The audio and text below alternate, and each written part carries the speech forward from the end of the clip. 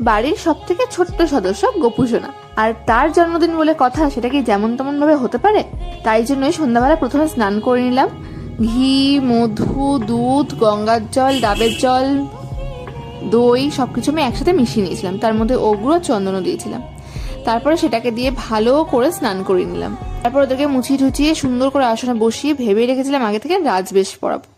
তো যেমন ভাবনা তেমন কাজ, সমস্তটা নিজের হাতে চিন্তা ভাবনা করে সাজিয়েছি।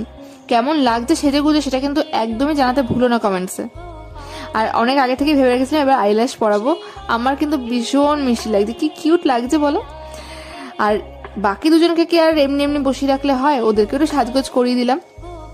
ব্যাস, আমার সাজানো গোছানো কমপ্লিট।